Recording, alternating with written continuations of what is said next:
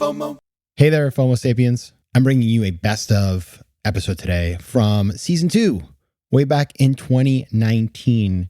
The world has changed a lot, but actually this company that I spoke to, the COO of the company, Jen Wong at Reddit, it has been in the news a ton. And the reason I did the episode back then is because I didn't really understand anything about Reddit. And having done the episode and listened to it, again, I realized we get into so many things that are now relevant with the meme economy and GameStop and all the crazy stuff that's happening on Reddit. So this episode is required listening. And Jen is just a super amazing human being. And since the episode, the company went on to raise a bunch of money at a crazy valuation, like $6 billion. So congrats, Jen. You're going to love this episode because it is fresh and relevant and also kind of crazy. Just what's going on over there at Reddit. Maybe we should have him back on. Think about that for next season. Everybody who's in the US, happy 4th of July. Everybody else around the world, we will see you on Monday again with another episode of After Hours. FOMO. Reddit is a place where you go to find out what people really think. And it's where you can go for in-depth conversation that's two-way, that's really meaningful, which is very different than other platforms. And the thing that's really different is that unlike social, where you log on as yourself and you're kind of gaining followers, and some people are really hunting for followers, Reddit is private. And so my Reddit is very different than yours because it starts with my interest. It's very personal. That's Jen Wong, the COO of Reddit. I'm your host, Patrick McGinnis, and this is FOMO Sapiens, part of the HBR Presents Network. My name is Patrick McGinnis, and I'm the guy who invented the term FOMO. That's short for fear of missing out. Today, FOMO is an epidemic, and it's changing us so much that it sort of feels like we're evolving into a new species. But FOMO doesn't have to take over your life. You can find the power to choose what you actually want and the courage to miss out on the rest. I'll show you how, right here on FOMO Sapiens. FOMO. FOMO. FOMO. Welcome to FOMO Sapiens, the show where I interview people who are changing the world and ask them how they choose from among the many opportunities and options in their busy lives. Reddit just might be the biggest internet company you know very little about. Despite the fact that over 230 million unique users visit the site every month, it remains a mystery to a lot of people. So here's a quick primer. Reddit is a collection of moderated communities where users, known as Redditors, share links, posts, and images that are relevant to a given topic. And they post a lot. In 2018 alone, it's more than 150,000 communities played host to over 150 million posts and over 1.2 billion comments. Here's why all of this matters.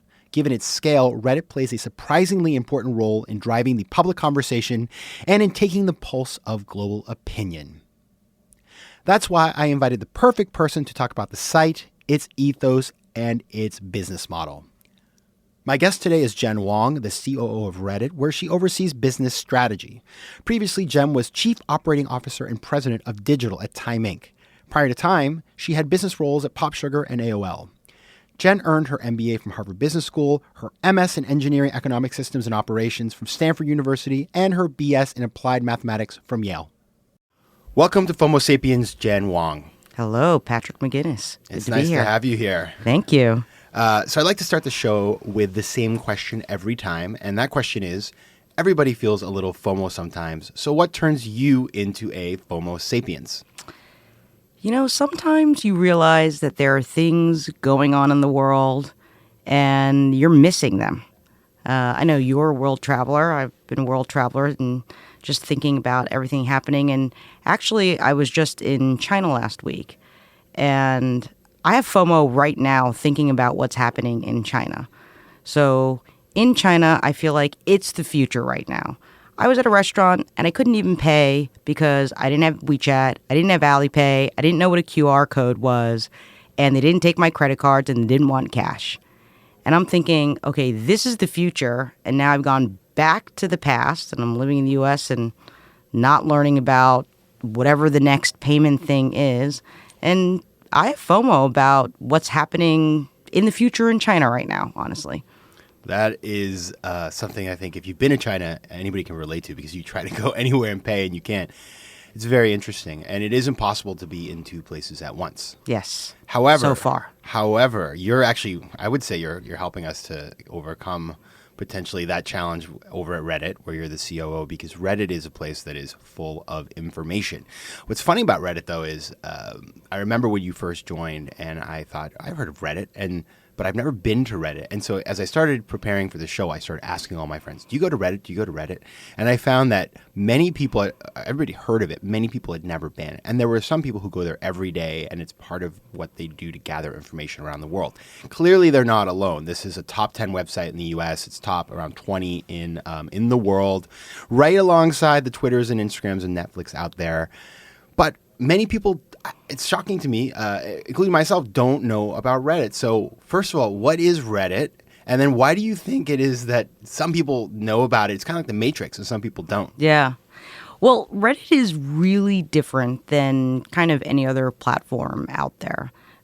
First of all, the majority of our audience is under 35, not to make a commentary about age, but just to give you a sense of the demographics who are like Or avid young at heart. followers. Yes. And like in a perfunctory sense, Reddit is the world's biggest network of communities, but that's sort of belies, I think, like the richness of Reddit. You know, Reddit is a place where you go to find out what people really think, and it's where you can go for in-depth conversation that's two-way, that's really meaningful, which is very different than other platforms. And the thing that's really different is that unlike social, where you log on as yourself and you're kind of gaining followers, and some people are really hunting for followers, Reddit is private. And so my Reddit is very different than yours because it starts with my interest. It's very personal, right? So my interest right now is I am deep in Game of Thrones. Okay, that's probably shared with millions of people. But I'm also deep in parenting because I have a 22-month-old. And I'm having private conversations about the fact that he didn't have teeth until very late, and I can't get him to eat. And that is something that I can have, a conversation I can have with a community of people on Reddit that I'm not going to talk about publicly. And so Reddit's a really interesting place because for me, I'm getting incredible advice from other parents about my son that's honest and in a safe environment where I don't have to expose who I am or who he is. But I'm also not necessarily talking to you about it over dinner. So, that's part of the reason why I think Reddit isn't necessarily discussed in that manner, maybe in, publicly as much. But it's a very special place for a lot of people who go there. And as you start to talk about Reddit more, people kind of come out of the woodwork. They're like, okay, I'm on there for DIY or I'm on there for basketball. And you start to realize there actually are a lot of users. And I understand also that Reddit has sort of each forum or each Reddit, I guess is what it's called, has a person who's sort of like the forum leader. Yeah. Who is directing or at least overseeing the conversation. So it's more than just a bulletin board. It seems to me that there's more going on there. What is the difference between a bulletin board and what you're doing? Yeah, so the structure of Reddit is different than anything you're probably used to. So the way it works is we have over 100,000 subreddits, which are basically communities. Each community, these communities cover like every topic on the planet. And each of them has a set of human moderators. Some have 5, some have 50. And the moderators help the community set rules for how to keep the conversation on topic. So, for example, I am in r/Polaroids. You know this. I love vintage cameras. Yes. I have a huge collection of them. I collect the film. It is a group of people who only want to talk about how to fix their vintage cameras, how to take Polaroids with film that's 10 years old. And there are rules to keep that conversation on topic. And so we're talking about Polaroids and nobody's inserting a post about, Donald Trump or the, decrease in interest rates. Like none of that is pertinent to the fact that, of vintage cameras. So those moderators are kind of like our special sauce. They are how Reddit keeps itself really well moderated, really on topic, and keeps the bar for quality really, really high. And these people are volunteers. They are volunteers. They are passionate people who love those topics and love building this community. And how many hours a week are they spending on this? Some a lot. I mean, some spend a couple hours a day each. We give them tools which help them, and there's a group of them, so it's not usually the burden's not on one person. But it comes from a place of passion, and they're builders, right? They're builders or they're leaders. If you think about communities, there's a lot of different roles that people play, and most places on the internet don't allow you to play all of those roles, and Reddit does. You can be a founder moderator. You can be a creator, meaning, or a conversation starter, because you can put a post or pose a question. You can be a commenter, right? We have a lot of comments, like 50,000 per minute. You can be just a reader, and that's fine. You can be someone who shows appreciation by giving an award to somebody, right? So there's just lots of roles that people play in a community, and Reddit's one of the few places that allows you to kind of fluidly choose what that is. And these people don't receive any compensation. They're doing it for their sort of like if you were to run for the school board. You do it because you want to be there. You believe that it's something that you can do for your community. That's right. That's fascinating. You mentioned that users are typically under 35. Do you think that's just because this is a newer site, a newer technology, or is there something about the way that the site operates that appeals to a younger user? Yeah, it's a good question. We're actually 14 years old. So newsflash. Yeah. Did not know that. So we were 14 years old, and we have had a windy path. The ethos has always resonated with young audiences, right? There's a sense of empowerment. So you can found your subreddit. Your ideas are equal to everybody else's ideas. You can build upon this platform whatever it is that you want to do. There's a sense of like contribution and authenticity, like the no BS that young people really want and want, I think, more and more these days. Like, don't give me a paid influencer. I know they're promoting that because they got paid.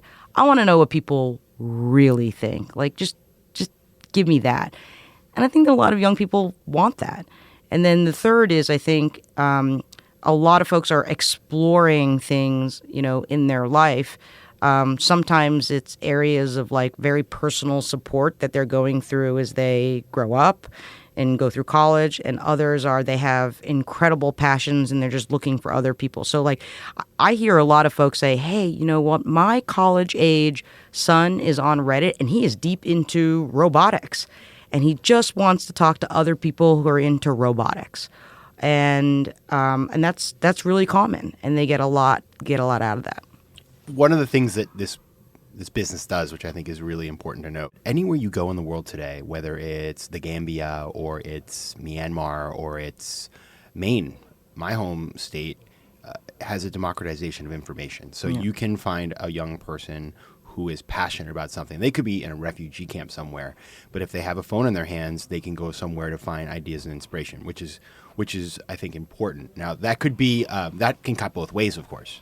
But we should all remember that this information that we're looking at on our phones is being consumed by people all across the world and used for all kinds of different purposes.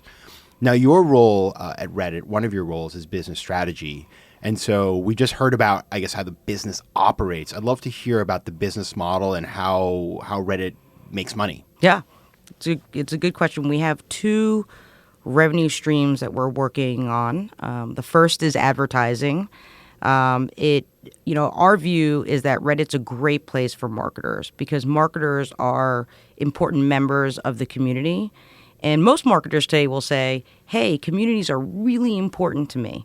And then you'll ask, well, what do you do about that? And they'll say, well, sometimes I have some paid influencers, but there's not really a coherent strategy there. And Reddit's one of the few places where they can have a coherent strategy because what they can do is work with us to start conversations in communities early. And I think that's one of the well-known things about Reddit. If you start a conversation on Reddit, it just travels everywhere.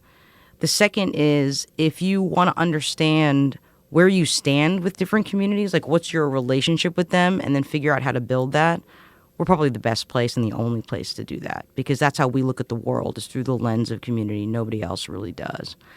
And then third is Reddit is really different in terms of the mental state of the people who are when you're visiting Reddit, right? So if you think about the pattern in social media, you might go into Snapchat 50 times a day for 30 seconds.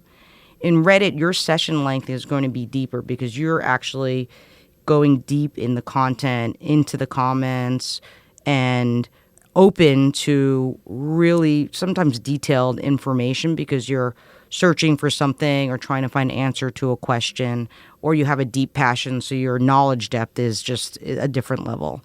And so even though it might be the same person, they're in a very different mental state. And that's really valuable to marketers because they want to talk to you when you're in all different mental states. So for us, we're building an ad platform around that. It's going to be an auction platform, probably no surprise, like other platforms. But it'll be anchored in all of those things: community, conversation, and that engagement. Our second revenue stream is around coin. So we have a coin on Reddit called Reddit Gold. To date, we haven't done that much with it, but believe it or not, people buy this coin and they buy awards to give to you to say, "Nice job, thanks, Patrick. That was a great So like a Patreon comment." kind of concept. But less about the user and more about the content that was made. So not about devout followership, but about like, thank you for that interaction. And we think that that can be a much bigger part of Reddit. Because users want to be able to show appreciation in more complex ways and express themselves in more complex ways. So I won't say more, but more to come on that this year. Listeners, there's actually we have some coins here in the office. They're very shiny. They're virtual, but they're floating in the air. And Jen is going to give me a few at the end if I do a good job with my questions. I can, actually. So you mentioned these new business models, one of which is very much tied to advertisers. And one thing that, if you may have heard about Reddit, obviously we've talked about many of the positive aspects. And like any community, when you have lots of people who are behaving themselves, you may have other people who are doing things that you don't like. And they're protected by free speech. And I know that's very core to the culture of Reddit. But at the same time, the things that are talked about in certain places within Reddit could be offensive to advertisers, and so they might be concerned about associating themselves with a site where there is speech that's happening that they could find offensive or that could be offensive to their users. So that is a very tricky balancing act. Yeah. As I think about that I imagine you get up every morning, that's one of the things that you have on your plate that you need to think very carefully about. So how do you think about that? Yeah. And what is the way that you manage to appeal to advertisers, maintain a open culture of free speech, but at the same time have a place that is safe for those advertisers? Yeah, it's a great question. So first of all, what's really important to us is that openness and having healthy conversation, right? We're sort of old school internet in the ideas of that exchange and that flow and that empowerment. So that's really a fundamentally Reddit value. Reddit, every platform has a different information architecture. And I can tell you on Reddit, the way we approach safety is the foundational layer is Reddit Inc. and a set of policies which are really focused on weeding out real universal abuse and negative behaviors. And then we have a team called the anti-evil team that basically enforces that, and a community team that communicates that. So that's what you would expect, frankly, from all platforms, is like this baseline of policy.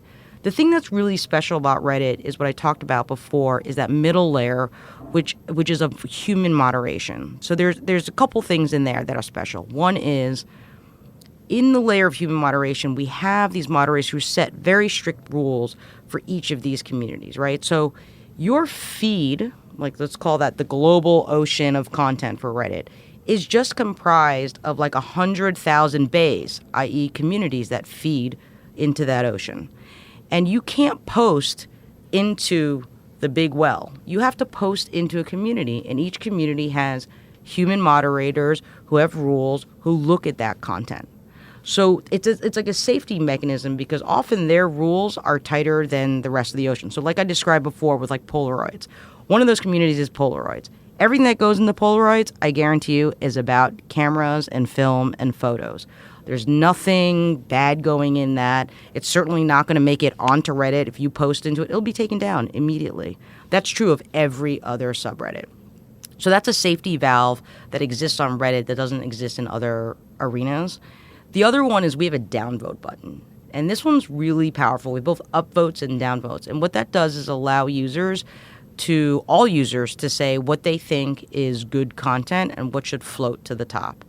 And while others have just upvote, downvote is a very strong signal to say, you know what, this doesn't match our values or our culture, or we don't think this is good content. So that's really special. And then the third is for brands. Brands, we give even more control. They can whitelist and choose what areas they want to be in. They can target, positively or negatively against things they don't want. They get a strategy team, which helps them set that targeting. They get to control whether they want comments on or off. I mean, they have a lot of mechanisms to control how they want their campaign. So that's how we approach safety, and it's worked for us. Again, it's different for every platform, but that's what's been working for us. I guess, let me give you an analogy, and you tell me if I'm right. It reminds me sort of like there are certain television shows on, say, a news channel that will do something controversial. And you'll see there's the outrage machine takes over, and then advertisers will pull from that show, but they won't pull from the channel. And so Correct. You're separating a specific subreddit from the overall property, and your bet is that people will be able to tell the difference. Correct. So, for example, if you're advertising in lifestyle and you want to be near beauty and makeup, etc., you're not going to be near politics, problems with airlines. And all of that information is not going to be an adjacency for you. And when you think about, now we're going to go deep into the nerdy stuff. Yeah. If you think about sort of the price per eyeball reach or person reach vis-a-vis some of your other competitors in the social media world, are you charging a premium? Are you able to do that? Well, for us, we're moving mostly to auction, which is we don't charge, the market decides. Or what does the market decide that you're a premium product? Well, here's what I would say. There are parts of our products. So there are parts of our products that are not auction where we set the price. And yes, I would say those are premium prices. In the auction, the market decides. And because we're mid-flight in our auction platform, as with all auctions, if you get in early, you typically get efficiency early. Got it. Okay, advertisers, if you're listening, Come that early. was a cryptic. Yet, if you, I think it's clear what to do there. So you and the company just raised $150 million from Tencent, which is, as I'm thinking about it, probably the reason you were in China last week. So why was Tencent the right investor, and how do you plan to invest $150 million for growth? If I had $150 million, I'd need about a day to think about what to do with it. So Tencent, I don't know if you know them, are a really impressive company. And they have had enormous success with their investments all around the globe. And their core business is in every area that surrounds Reddit. It's in gaming, chat, interest groups, live streaming and video, content. I mean, it's everything that kind of goes through Reddit and that Redditors, try to do on our platform. So there's an incredible amount that we can learn from them in operating in that ecosystem in a non-competitive way. Is the idea here also about getting into China? Is China the future for your business as well, or is it just that's just sort of an ancillary benefit? Yeah, no, it for us, we have global aspirations, but China's not the top of our list. So right now, we're primarily operated in English-speaking territories, so that's not a focus. I mean, the investment is really helpful to us because it allows us to invest in building our ad platform. We're investing behind, obviously, gold and coin, like I mentioned before, and a lot more behind video. I mean, video is something that was not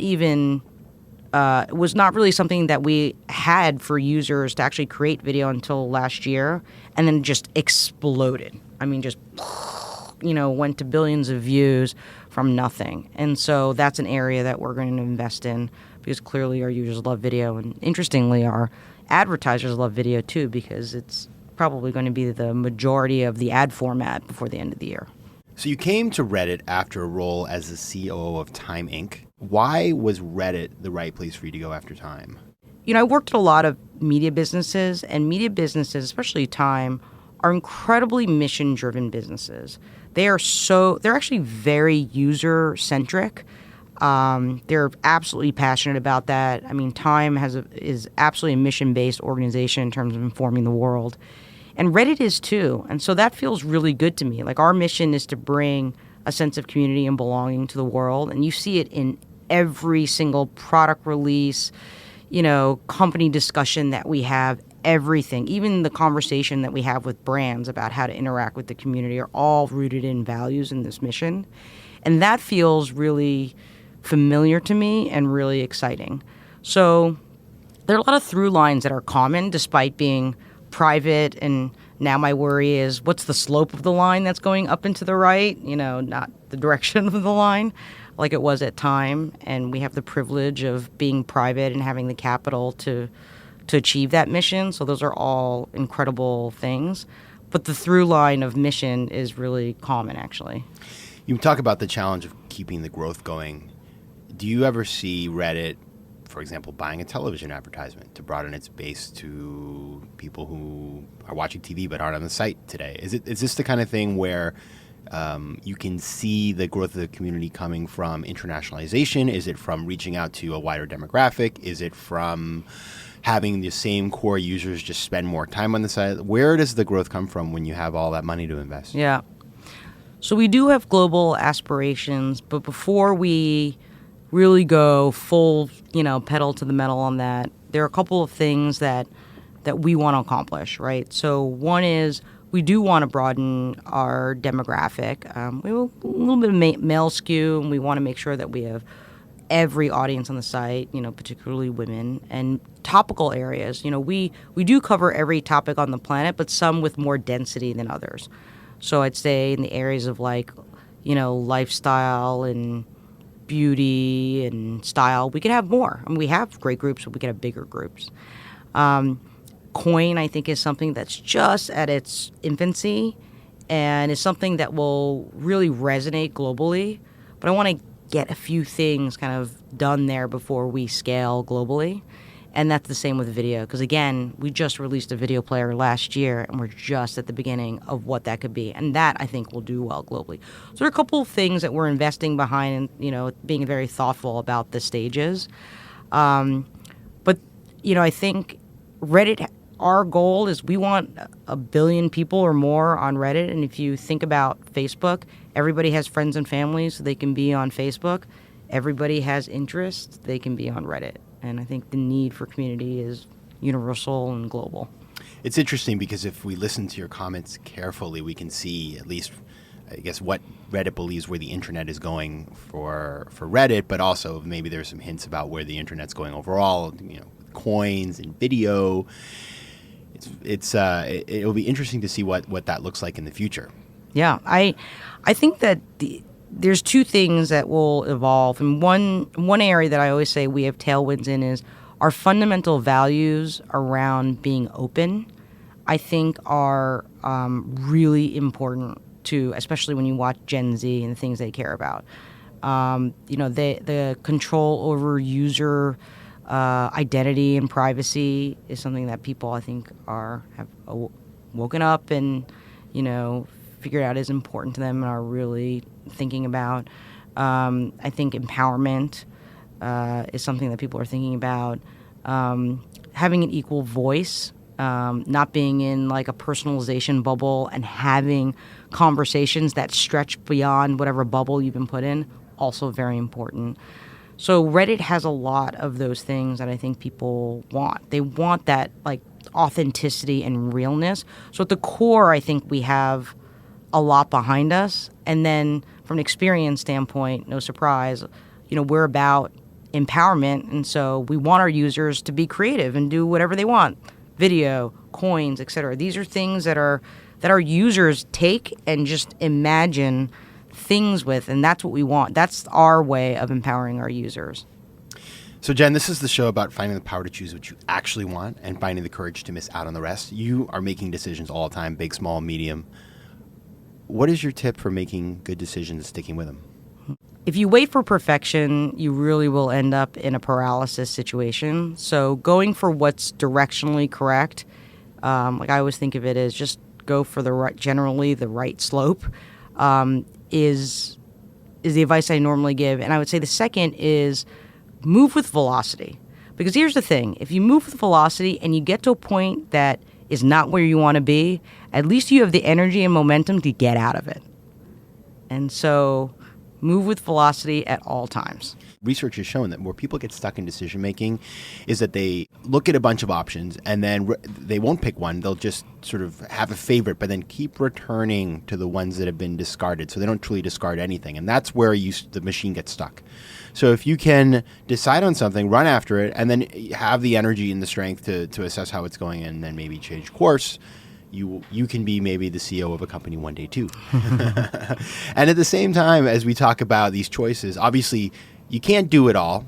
And I imagine that you are missing out on some things in order to do what you do. So what is it that you miss out on when you're building a business like Reddit? Yeah, and having a family. For a long time, a big part of my identity was just being like indie rock kid that went to shows like 2 or 3 times a week. And I'd say that whole part of my persona is just a little bit on hold. So if you were to ask me what the latest album is, and certainly anything that's under, what used to be 10,000 pressing in CD terms, I don't know anymore. It's a little sad, but that is what got sacrificed. That's not a bad trade-off, I don't think, actually. That's pretty good. I thought you were going to say, sleep, but you look pretty well rested. I don't actually need that much sleep. Oh, that's the secret. That's the secret right there. So if you don't sleep, you don't have to miss on it as much. If people want to find out more about you and about Reddit, where can they follow? I'm kind of in the ether. I'm pretty private. Okay. I don't really have a place to follow. Okay, so maybe not you, but where should we follow Reddit? Follow Reddit everywhere. Go on Reddit. All right. Yeah. Sounds good. Yeah. Jen Wong, thanks so much for joining. Thanks, Patrick. FOMO. And now it's time for the FOMO moment of the show, which is the time when I talk about FOMO and its role in pop culture or tell you about something that's giving me FOMO. And today I want to share a tweet that I got from Andrew Foster, @DrawFoster, from Nottingham in the UK. Andrew wrote, "Enjoyed this new podcast from @PJ McGinnis, the guy who first described fear of missing out, #FOMO. Should ask the guests what they missed out on to achieve what they achieved. Can't have it all." So Andrew, first of all, thanks for writing in. Second of all, it's a brilliant idea. And the minute I heard the question, I knew that I had to include it in shows going forward. So if you listen to future episodes, you will hear your question. And I wanted to give you a shout out and thank you for your great idea. And to anybody who's listening, tweet me @PJ McGinnis. Come up with an idea or a question, and you may hear yourself on the faux moment of the show in the future. FOMO. Big news. We now have a brand new website. So head over to FOMOSapiens.com where you can listen to past episodes, learn more about the show, and find out how to advertise. Also, head over to Spotify where you can find and follow playlists of the best of the show. You can also connect with me on Instagram @Patrick J. McGinnis, on Twitter @PJ McGinnis, and on LinkedIn. I'd love to hear from you, so don't be shy. FOMO Sapiens is recorded in New York City. Theme music is by Mike McGinnis, and editing and post-production is by Josh Elstro.